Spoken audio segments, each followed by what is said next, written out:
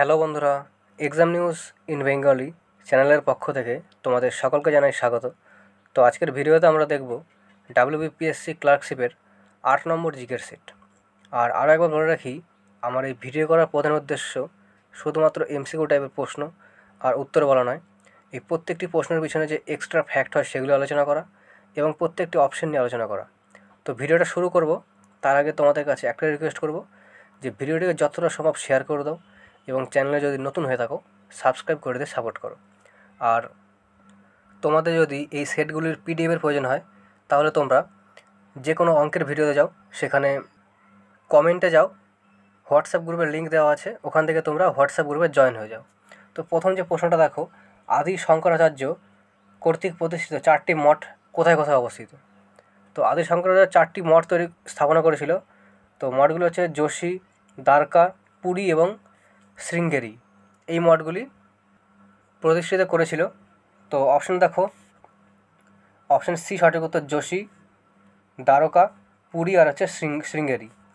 Option C সঠিক উত্তর। এরপর দুয়ের দাগেটা দেখো, হান্টার কমিশন। হান্টার কমিশনের রিপোর্টে কিসের উন্নয়নের ওপর বিশেষ জোর দেওয়া হয়েছিল? স্ত্রী শিক্ষা, উচ্চশিক্ষা, প্রাথমিক শিক্ষা নাকি কারিগরি শিক্ষা? তো এখানে সঠিক উত্তর তো হবে অপশন সি, প্রাথমিক শিক্ষা। আর এখানে হান্টার কমিশন দুটো ছিল, একটা তো শিক্ষা সম্পর্কিত প্রাথমিক শিক্ষা, আর এটা হয়েছিল 1882 সালে। এবং আরও একটা হান্টার কমিশন আছে, সেটা হচ্ছে তোমরা মনে করো জালিয়ানওয়ালাবাগের হত্যাকাণ্ড হয়েছিল 1919 সালের, আর এই হত্যাকাণ্ডের তদন্তের জন্য গঠন হয়েছিল হান্টার কমিশন। তো এটা একটা আলাদা হান্টার কমিশন, আর জালিয়ানওয়ালাবাগের হত্যাকাণ্ডের সম্পর্কিত আরও একটা আলাদা হান্টার কমিশন আছে। তো জালিয়ানওয়ালাবাগের নাম যখনই আসলো তখন তোমাদের মনে করতে হবে যে জালিয়ানওয়ালাবাগের হত্যাকাণ্ডের ফলে গান্ধীজি দেখো, গান্ধীজি ত্যাগ করেছিল কেশরী হিন্দ। রবীন্দ্রনাথ ঠাকুর ত্যাগ করেছিল নাইটহুড উপাধি। এবং শঙ্কর নাইয়ার ইনি ত্যাগ করেছিল ভাইসরয়ের কার্যকারী পরামর্শ পদ থেকে। ইনিও ত্যাগ করেছিল ভাইসরয়ের কার্যকারী পদ থেকে। তো এরপর 3 দাগের প্রশ্নটা দেখো, অমৃতবাজার পত্রিকা কে প্রতিষ্ঠা করেছিল? গিরিশচন্দ্র ঘোষ, শিশির কুমার ঘোষ, এস.এন. ব্যানার্জি নাকি হরিশচন্দ্র মুখোপাধ্যায়? তো এটা সঠিক উত্তর হবে শিশির কুমার ঘোষ। অপশন বি সঠিক উত্তর, শিশির কুমার ঘোষ। এরপরে দেখো, তোলকাপ্পিয়াম শব্দটা কিসের সাথে যুক্ত? প্রশাসন, আইন, ব্যাকরণ ও কবিতা নাকি কোনোটিই নয়? তো এটা সঠিক উত্তর হবে ব্যাকরণ ও কবিতা। অপশন সি সঠিক উত্তর। এরপরে 5 দাগেরটা, প্রথম কোন গুপ্ত শাসক রৌপ্য মুদ্রা বা রূপার মুদ্রা জারি করেছিল? প্রথম চন্দ্রগুপ্ত, সমুদ্রগুপ্ত, দ্বিতীয় চন্দ্রগুপ্ত নাকি কুমারগুপ্ত? তো প্রত্যেকটি অপশনই গুরুত্বপূর্ণ। এখানে সঠিক উত্তর যেটা হবে সেটা হচ্ছে দ্বিতীয় চন্দ্রগুপ্ত। প্রথম রূপোর মুদ্রা চালু করেছিল দ্বিতীয় চন্দ্রগুপ্ত। আর এনার সম্পর্কে জানতে হবে যে ইনি সমস্ত শকদের হত্যা করেছিল এবং উপাধি নিয়েছিল বিক্রমাদিত্য। আর এনার সময়ই চীনা যাত্রী ফা হিয়েন ভারতে এসেছিল। এরপর দেখো অপশন এতে আসো, প্রথম চন্দ্রগুপ্ত। এনার উপাধি ছিল মহারাজাধিরাজ। এরপরে অপশন বিতে দেখো সমুদ্রগুপ্তকে ভারতের নেপোলিয়ন বলা হয়, খুবই গুরুত্বপূর্ণ এটা। আর ইনি বীণা বাজাতে ভালোবাসতো। অনেক সময় প্রশ্ন তোমাদের ডাইরেক্ট চলে আসে যে বীণার সাথে নিচের কোন ব্যক্তি যুক্ত, তো এবার ইতিহাসের নামগুলো দিয়ে দেবে। তো সমুদ্রগুপ্ত সঠিক উত্তর হবে। এরপর দেখো কুমারগুপ্ত সম্পর্কে জানতে হবে, ইনি নালন্দা বিশ্ববিদ্যালয় তৈরি করেছিল। আর 1158 সালে বখতিয়ার খলজি নালন্দা বিশ্ববিদ্যালয় ধ্বংস করেছিল। এরপরে 6 দাগেরটা দেখো, নিম্নলিখিত কোন দেশের মধ্যে দিয়ে কর্কট ক্রান্তি রেখা অতিক্রম করেনি? ইরান, মিশর, ভারত নাকি মেক্সিকো? তো এখানে সঠিক উত্তর তো হবে ইরান। অপশন এ সঠিক উত্তর, ইরানের মধ্যে দিয়ে কর্কট রেখা যায়নি। আর কর্কট রেখা আসলেই তোমাদের মনে করতে হবে যে ভারতের কোন কোন রাজ্যের ওপর দিয়ে কর্কট রেখা গেছে। তো ভারতের যে রাজ্যগুলির ওপর দিয়ে গেছে সেগুলি হচ্ছে মিজোরাম, ত্রিপুরা, গুজরাট, মধ্যপ্রদেশ, ছত্তিশগড়, পশ্চিমবঙ্গ, ঝাড়খণ্ড, রাজস্থান। এই কটা রাজ্যের ওপর দিয়ে গেছে। এবং আমরা যেহেতু পশ্চিমবঙ্গের পরীক্ষা দিচ্ছি, তাই পশ্চিমবঙ্গের কোন কোন জেলার উপর দিয়ে গেছে সেগুলো মনে করতে হবে। তো দেখো, পশ্চিমবঙ্গের মোট 5টা জেলার উপর দিয়ে গেছে। সেগুলি প্রথম হচ্ছে নদিয়া, পূর্ব বর্ধমান, পশ্চিম বর্ধমান, পূর্ব বর্ধমান, পশ্চিম বর্ধমান, এছাড়াও বাঁকুড়া, আর হচ্ছে পুরুলিয়া। এই 5টা রাজ্যের উপর দিয়ে গেছে, এটা মনে রাখতে হবে। এরপরে সাদা দাগেরটা দেখো, সুন্দরবন কত সালে ইউনেস্কো ওয়ার্ল্ড হেরিটেজ সাইটে তকমা পায়? তো এটা সঠিক উত্তর হবে অপশন বি, 1987 সালে, 1987। আর ইউনেস্কো সম্পর্কে জানতে হবে তোমাদের যে ইউনেস্কো হেরিটেজ 42তম ভারতের 42তম ইউনেস্কো হেরিটেজ হচ্ছে কর্ণাটকের হৈলেশ্বর মন্দির। এটা হচ্ছে কারেন্টের ঘটনা, এটা তোমাদের মনে রাখতে হবে। 42তম ইউনেস্কো হেরিটেজ কর্ণাটকের হৈলেশ্বর মন্দির। এরপরে আটের দাগে এটা দেখো, অস্ট্রেলিয়ার তৃণভূমি কী নামে পরিচিত? পম্পাস, পেইরিস, বেল্ট নাকি ডাউন্স? তো এখানে সঠিক উত্তর হবে, তো অস্ট্রেলিয়ার তৃণভূমি হচ্ছে ডাউন্স, অপশন ডি সঠিক উত্তর। আর এখানে পেইরি আছে, এটা গুরুত্বপূর্ণ। তো পেইরিস বা পেইরি এটা হচ্ছে উত্তর আমেরিকার তৃণভূমি। এগুলো জানতে হবে। এরপরে 9 দাগেটা দেখো, নিম্নলিখিত কোন স্রোতটি উষ্ণ স্রোত? তো এটার সঠিক উত্তর হবে কুরোশিও, অপশন ডি সঠিক উত্তর। আর এটা ছাড়াও আরও কিছু জলস্রোত আছে, উষ্ণ জলস্রোত, সেগুলো তোমার জানতে হবে। সেটা হচ্ছে ফ্লোরিডা, গলফ স্ট্রিমটা খুবই গুরুত্বপূর্ণ, গলফ স্ট্রিম। এরপরে 10 দাগের প্রশ্নটা দেখো, 2011 সালের জনগণনা অনুসারে পশ্চিমবঙ্গের শিক্ষার হার কত? তো এটা সঠিক উত্তর হবে অপশন বি, 77.08%। আর জনগণনা নামটা আসলেই তোমাদের মনে করতে হবে যে ভারতে প্রথম জনগণনা হয়েছিল 1872 সালে মেয়র সময়, এবং প্রথম দশকীয় পদ্ধতিতে জনগণনা হয়েছিল। দশকীয় পদ্ধতি বলতে কি, বর্তমানে আমাদের যেমন হচ্ছে যে 2001 সালের পরে 2011 পরে 21 হয়নি, কিন্তু যেরকম 10 বছর পর পর হয় সেরকম বলছি। এই দশকের পদ্ধতি জনগণনা শুরু হয়েছিল 17 ফেব্রুয়ারি 1881 সালে রিপনের সময়। আর এখান থেকে একটা জিনিস মনে রাখো যে একমাত্র জনগণনা ছিল যেটাতে জনসংখ্যা হ্রাস পেয়েছিল, সেটা হচ্ছে 1911 থেকে 21 জনসংখ্যা। আর এখানে হ্রাসের হার হচ্ছে 0.31%, এটা মনে রাখো। এরপরে 11 দাগেরটা দেখো, মহুয়া, পলাশ, শিমুল প্রভৃতি বৃক্ষগুলি কোন ধরনের বনভূমিতে পাওয়া যায়? তো এটা সঠিক উত্তর হবে আর্দ্র পর্ণমোচী বনভূমিতে, অপশন বি সঠিক উত্তর। এরপরে 12 দাগেরটা দেখো, ডলফিন কিক শব্দটা কোন খেলার সাথে যুক্ত? ফুটবল, রাগবি, সাঁতার নাকি ক্রিকেট? তো এটা সাঁতারের সাথে যুক্ত, অপশন সি সঠিক উত্তর, সাঁতার। এরপরে 13 দাগেরটা দেখো, নিম্নলিখিত কোন বিষয়ে অসামান্য অবদানের জন্য প্রতি বছর সরস্বতী সম্মান দেওয়া হয়? তো সরস্বতী সম্মান দেওয়া হয় সাহিত্যে, অপশন ডি সঠিক উত্তর, সাহিত্যে। আর সরস্বতী সম্মান 2023 সালে যে পেল, 2023 সালে পেল হচ্ছে প্রভা বর্মা, ইনি পেল। এবং যদি তোমাদের প্রশ্ন আসে যে প্রথম সরস্বতী সম্মান কে পেয়েছিল প্রথম, তাহলে এটা সঠিক উত্তর হবে হরিবংশ রায় বচ্চন, এটা সঠিক উত্তর হবে। এরপরে 14 দাগেরটা দেখো, নিম্নলিখিত কোন দিনটিতে আন্তর্জাতিক বাঘ দিবস পালন করা হয়? তো আন্তর্জাতিক বাঘ দিবস পালন করা হয় 29শে জুলাই, অপশন বি সঠিক উত্তর, 29শে জুলাই। আর এখানে তোমাদের জানতে হবে যে ভারতের কোন রাজ্যকে টাইগার স্টেট বলা হয়? তো সেটা হবে মধ্যপ্রদেশ। এরপরে 15 দাগেরটা দেখো, টার্জেন চরিত্রটির স্রষ্টাকে? এডগার রাইস বরোস, লি ফক, বিল ফিঙ্গার নাকি হার্জ? তো এখানে সঠিক উত্তর যেটা হবে সেটা হচ্ছে অপশন এ, এডগার রাইস বরোস। এরপরে 16 দাগেরটা দেখো, চাচা চৌধুরী চরিত্রটির স্রষ্টাকে? নারায়ণ দেবনাথ, নারায়ণ গাঙ্গুলি, সুনীল গাঙ্গুলি নাকি প্রাণকুমার শর্মা? তো এটা সঠিক উত্তর হবে প্রাণকুমার শর্মা, অপশন ডি সঠিক উত্তর। এরপরে 17 দাগেরটা দেখো, চীন মিউজিক কথাটা কোন খেলার সাথে যুক্ত?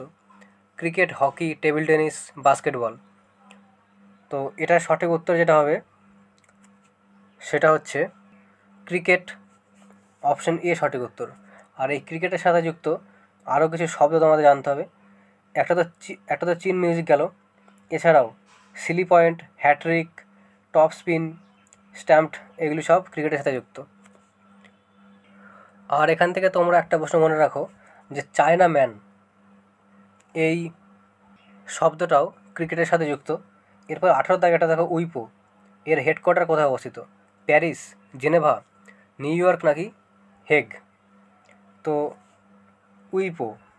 উইপোর সম্পূর্ণ নাম কি? World intellectual property organisation. এর হেডকোয়ার্টার এটা অবস্থিত জেনেভা। আর এখানে তোমাদের জানতে হবে ইন্টেলেকচুয়াল প্রপার্টি এই নামটা যখনই আসলো, যে ইন্টেলেকচুয়াল প্রপার্টি বা আইপি ইন্ডেক্স 2023, আইপি ইন্ডেক্স 2023-এ ভারতের স্থান কততম? তো ভারতের হচ্ছে 42তম স্থান। এটা তো আমাদের মনে রাখতে হবে, এটা কারেন্টের ঘটনা। আর আইপি জিনিসটা কি? ইন্টেলেকচুয়াল প্রপার্টি, মানে এমন কোনো জিনিস যেগুলো আমরা ছুঁতে পারি না, শুধু বুঝতে পারি। যেমন ধরো পেটেন্ট, কপিরাইট, ট্রেডমার্ক, এগুলি সব হচ্ছে ইন্টেলেকচুয়াল প্রপার্টি। তো এখানে সঠিক উত্তর হবে জেনেভা, অপশন বি সঠিক উত্তর জেনেভা, সুইজারল্যান্ডের জেনেভা। এরপরে 19-এর দাগেটা দেখো দিবারাত্রি কাব্যগ্রন্থটির লেখককে? মানিক বন্দ্যোপাধ্যায়, তারাশঙ্কর বন্দ্যোপাধ্যায়, বিভূতিভূষণ বন্দ্যোপাধ্যায় নাকি সুনীল গঙ্গোপাধ্যায়? তো এটার সঠিক উত্তর যেটা হবে সেটা হচ্ছে মানিক বন্দ্যোপাধ্যায়, অপশন এ সঠিক উত্তর, মানিক বন্দ্যোপাধ্যায়। এরপরে 20 দাগেটা দেখো মকর সংক্রান্তি উৎসব গুজরাটের রাজ্যে কী নামে পরিচিত? বৈশাখী, উত্তরায়ণ, নবরাত্রি নাকি নববর্ষ? তো এখানে সঠিক উত্তর হবে অপশন বি, উত্তরায়ণ। আর গুজরাটের আরও কিছু উৎসব এখানে তোমাদের জানতে হবে। তো সেগুলি হচ্ছে, একটা দেখা গেল উত্তরায়ণ বা মকর সংক্রান্তি, এছাড়াও মাধবপুর মেলা, আর রন উৎসব, মোরেরা উৎসব, এগুলি সব হচ্ছে গুজরাটের উৎসব। আর বাকি অপশনগুলো দেখো বৈশাখী, এটা হচ্ছে পাঞ্জাবের নববর্ষ বা ফসল উৎসবে এটা পালন করা হয়। নববর্ষ নয়, ফসল উৎসব। পাঞ্জাবের ফসল উৎসব হচ্ছে বৈশাখী। আর পশ্চিমবঙ্গের নববর্ষ হচ্ছে নববর্ষ, পশ্চিমবঙ্গের নতুন বছরের উৎসব নববর্ষ বা পয়লা বৈশাখ। এরপরে 21-এ দাগেটা দেখো হাক্কি পিক্কি জনজাতি কোন রাজ্যে দেখা যায়?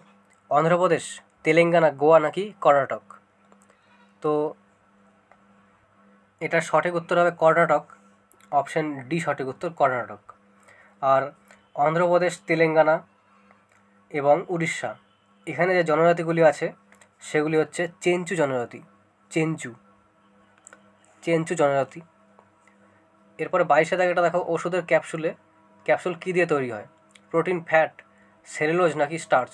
তো এই প্রশ্নটা তোমাদের জন্য থাকলো, তোমরা কমেন্টে এর উত্তর বলবে। নিম্নলিখিত কোনটি ভারতবর্ষের বৃহত্তম নিউক্লিয়ার রিসার্চ রিঅ্যাক্টর? ধ্রুব, অপ্সরা, কুদানকুলাম নাকি সাইরাস? তো এটা সঠিক উত্তর হবে অপশন এ, ধ্রুব। আর এখান থেকে একটা প্রশ্ন আসে, এটা তোমাদের আগের বছরের পরীক্ষা এসেছিলো। তো প্রশ্নটা হচ্ছে ক্ষমতা অনুসারে ভারতের বৃহত্তম পারমাণবিক বিদ্যুৎ কেন্দ্র কোনটা? তখন সঠিক উত্তর হবে কুদানকুলাম। আর এছাড়াও তোমাদের আরও কিছু নিউক্লিয়ার রিঅ্যাক্টরের নাম জানতে হবে। তো সেগুলি এক এক করে দেখো। প্রথম হচ্ছে তারাপুর, এটা অবস্থিত মহারাষ্ট্র। এরপরে কুদানকুলাম, এটা অবস্থিত তামিলনাড়ুতে।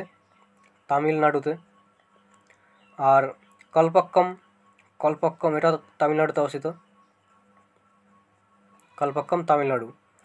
এবং কেগা অবস্থিত কর্ণাটকে। আর রায়ত ভাটা, এটা অবস্থিত রাজস্থানে।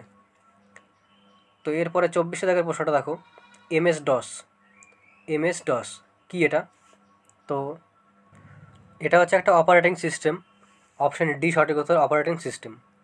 এরপরে 25-এর দাগেরটা দেখো ভারতবর্ষে গ্রহণযোগ্য শব্দ দূষণের স্তর কত? 15 থেকে 20 ডেসিবেল, 25 থেকে 35, 40 থেকে 45 নাকি 70 থেকে 90? তো এটা সঠিক উত্তর হবে 40 থেকে 45 ডেসিবেল, অপশন সি।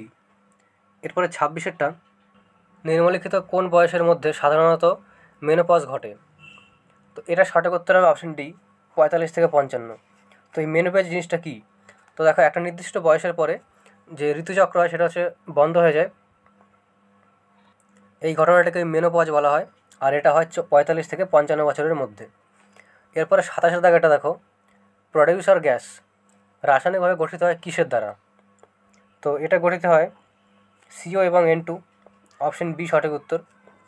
এরপরে 28 দাগেটা দেখো, নিম্নলিখিত কোন পদার্থটি পলিমারিক নয়? গ্লুকোজ, নাইলন, সেলুলোজ নাকি স্টার্চ? এখানে সঠিক উত্তর যেটা হবে সেটা হচ্ছে গ্লুকোজ, অপশন এ সঠিক উত্তর। এরপরে 29 দাগেটা দেখো, অ্যাসিটাইল স্যালিসিলিক অ্যাসিড সাধারণত কিসে ব্যবহৃত হয়? তো এটা ব্যথানাশক হিসেবে ব্যবহৃত হয়, অপশন ডি সঠিক উত্তর, ব্যথানাশক। এরপরে 30 দাগেটা দেখো, ভারতীয় সংবিধানের কোন অনুচ্ছেদে শিশুকে কোনো কারখানায় কাজ করতে নিষেধ করা হয়েছে? তো এখানে প্রত্যেকটি অপশানই গুরুত্বপূর্ণ। তো প্রথম যে এটা সঠিক উত্তর হবে সেটা হচ্ছে আর্টিকেল 24, অপশন ডি সঠিক উত্তর। এখানে কি বলা আছে? 14 বছরের কম বয়সী বাচ্চাদের দিয়ে কোনো কারখানা, খনন বা বিপজ্জনক কাজে লাগানো যাবে না। এরপরে অপশন এতে আসো, আর্টিকেল 21। এখানে কি আছে? এখানে আছে প্রাণ ও দৈহিক স্বাধীনতা। আর আর্টিকেল 21-এর এতে আছে 6 থেকে 14 বছরের বাচ্চাদের প্রাথমিক শিক্ষা দেওয়া। এটা খুবই গুরুত্বপূর্ণ, 6 থেকে 14 বছরের বাচ্চাদের প্রাথমিক শিক্ষা, এর উল্লেখ আছে আর্টিকেল 21-এর এ। এরপরে দেখো আর্টিকেল 19-এ কী আছে? তো 19-এ আছে বিচার ও অভিব্যক্তির স্বাধীনতা, 19-এর এতে, এ বা একে। 19-এর একে আছে বিচার ও অভিব্যক্তির স্বাধীনতা, এটা গুরুত্বপূর্ণ। এরপরে দেখো আর্টিকেল 23। এখানে কি আছে? এখানে আছে জোর করে কাজ করানো যাবে না, বেকার শ্রম করানো যাবে না, মানব পাচারে নিষেধাজ্ঞা। এগুলো সব আর্টিকেল 23-এ আছে। তো এখানে সঠিক উত্তর হলো অপশন ডি।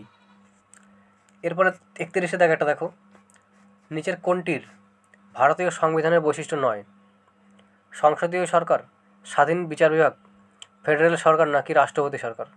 তো অপশন সি সঠিক উত্তর হবে, রাষ্ট্রপতি সরকার। 32 দাগেটা দেখো, ভারতে মোট কতবার আর্থিক জরুরি অবস্থা জারি হয়েছে? 1, 2, 3 নাকি একবারও নয়? তো তোমাদের আগেও বলেছিলাম যে ভারতে এখনও পর্যন্ত ফিনান্সিয়াল এমার্জেন্সি বা আর্থিক জরুরি অবস্থা লাগু হয়নি, তার মানে অপশন ডি সঠিক উত্তর হলো। আর এই যে ফিনান্সিয়াল এমার্জেন্সি, এটা কখন লাগু হয়? দেখো, এটা সম্পর্কে তোমাদের জানতে হবে প্রথমে যে ফিনান্সিয়াল এমার্জেন্সি এর উল্লেখ আছে আর্টিকেল 360-এ।